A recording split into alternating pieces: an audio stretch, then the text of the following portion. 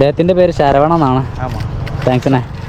ഒരുപാട് കാര്യങ്ങൾ ഞാൻ പോകുന്ന വഴിയിൽ ഒന്ന് ഇറങ്ങിയതാണ്. ഒരുപാട് കാര്യങ്ങൾ ശരവണേട്ടൻ എനിക്ക് ഈ ഒരു കരിക്കൂട്ടത്തെക്കുറിച്ച് പറഞ്ഞു തന്നു.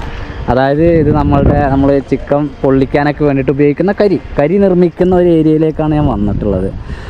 കരി നിർമ്മിക്കുന്നത് ഞാൻ അതിലെങ്ങനെ പോകുമായിരുന്നു. അപ്പോഴാണ് ഞാൻ ഈ സ്ഥലം കാണുന്നത്. അപ്പോൾ ഇത് കണ്ടോ, ഇത് പുകഞ്ഞുകൊണ്ടിരിക്കുന്നുണ്ട് നിങ്ങൾ.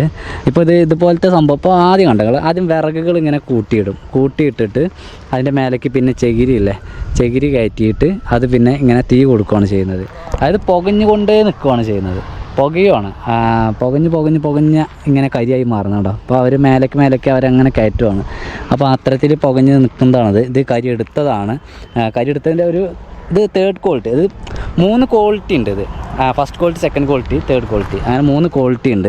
ഇപ്പോൾ ഉണ്ടോ അതിങ്ങനെ അടുക്കിടയ്ക്ക് ഓരോ പിരമിഡ് പോലെ അവരുണ്ടാക്കി വെച്ചിട്ട് ഏരിയ ഫുൾ. ഞാൻ അതിൽ പോകുമ്പോൾ ഇങ്ങനെ പുകയുന്നു, ഇവിടെ തന്നെ ഇങ്ങനെ പുകയുന്നു, ഇവിടെ ആളുകൾ ജോലി ചെയ്യുന്നു. അങ്ങനെ കണ്ടപ്പോൾ ജസ്റ്റ് ഒന്ന് ഇറങ്ങിയതാണ്, എന്താണത് കാണാൻ വേണ്ടിയിട്ട്, ഇതിനെക്കുറിച്ചൊന്ന് മനസ്സിലാക്കാമെന്ന് കരുതിയിട്ട്. തമിഴ്നാട് ആയതുകൊണ്ട് തന്നെ നമുക്ക് ചോദിച്ചാൽ അവർ പറഞ്ഞു തരും ചെയ്യും, ചോദിക്കാൻ കഴിയും ചെയ്യുമല്ലോ, നമുക്ക് മനസ്സിലാക്കാൻ വേണ്ടി പറ്റും. അപ്പോൾ ഇതിങ്ങനെ കാട്ടിയിട്ട് ഞാൻ പറഞ്ഞില്ലേ, first quality, second quality, third quality, അങ്ങനെ 3 ക്വാളിറ്റിയാണുള്ളത്. ഇവരിത് ചെയ്യുന്നത് കമ്പനികൾക്ക് കൊടുക്കുകയാണ്. അതായത് ഇവിടെ നിന്നും ഇത് കമ്പനികൾക്ക് ഫസ്റ്റും സെക്കൻഡും ക്വാളിറ്റികൾ തരംതിരിച്ചിട്ട് ഫസ്റ്റ് സെക്കൻഡ് തേർഡും ക്വാളിറ്റി തരംതിരിക്കും.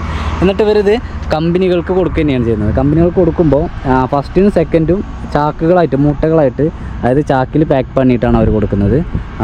മൂന്നാമത്തെ ക്വാളിറ്റി ഞാൻ കാണിച്ചു തന്നെ. അതായത് മൂന്നാമത്തെ ക്വാളിറ്റി എന്ന് പറയുന്നത് അതുപോലത്തെ ചെറിയ പീസുകളായിരിക്കും. അങ്ങനത്തെ ഒരു കച്ചറ തൊലി ഇതൊക്കെ പെടുന്ന കച്ചറ പീസുകളായിരിക്കും. അങ്ങനത്തെ കച്ചറ പീസ് ഇവർ ഒന്നായിട്ട് ലോഡാക്കിയിട്ട് കൊടുക്കുക. അതായത് അത് മൂട്ട കണക്കിനല്ല, കിലോ കണക്കിന് വെച്ചിട്ട് കിലോ റേറ്റ് അനുസരിച്ചിട്ടാണ് അവർ കൊടുക്കുന്നത്.